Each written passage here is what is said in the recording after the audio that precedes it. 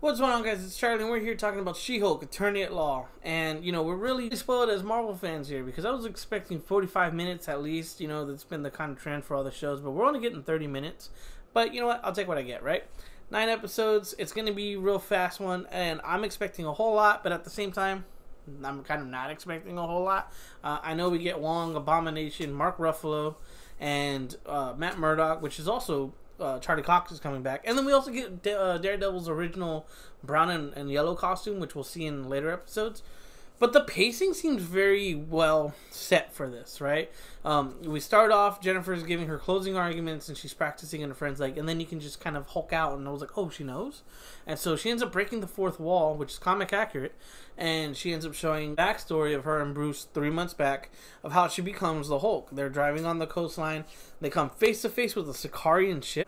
I think it's his on Scar from his time on Sakaar, right? The rhymes.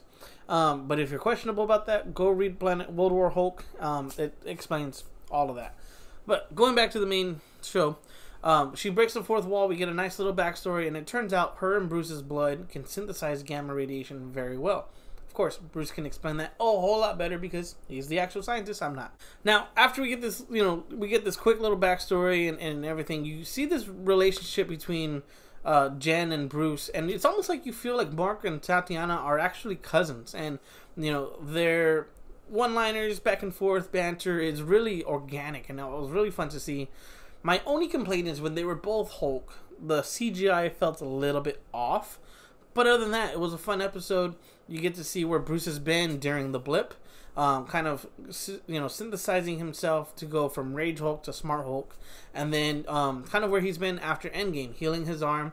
He explains the device that keeps him human, and then you really get to see, okay, well, where are we gonna see Hulk go from here now that he's Smart Hulk? Seeing that he's been spending his time in this cabana, he in his bar and everything that he enjoys. He's kind of explaining to Jen it's a 15-year journey of what he's learned as a Hulk, and he's showing her like, this could be a while. We don't know anything about your powers, but it turns out she's a lot better at him, a lot faster. There's nobody in her mind trying to take control, so she's the only one in the driver's seat. And when she breaks the fourth wall, it also shows that nobody else knows, because like Bruce is like, who are you talking to? But they're as family and cousins are, you have your little fallouts, like, hey man, I don't like when you do this, or you don't want to see your family, and they start really getting into it, right? And then they start fighting. I think one of the coolest little fight scenes you see, because you see how Bruce has kind of been working on keeping the Hulk in line. You can see where he gets rageful, and he's in his face, he's doing his DBT, and he's like, and he fixes his glasses, he's like, all right, you got me mad, I'm gonna show you what's up. And this and that, but little fight scene to see.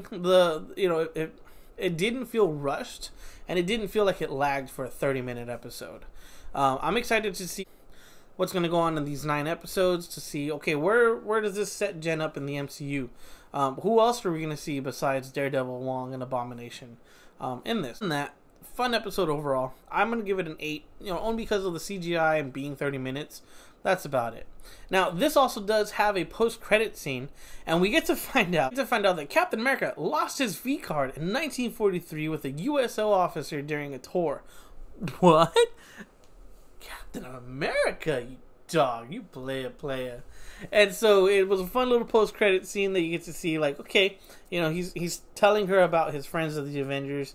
There's a lot of good references overall to Tony, Natasha, and Cap. I think it's going to be a really fun comedy, and overall, I just think this show is going to be something a little bit different, and I'm open for it. I'm open to see what's going to happen.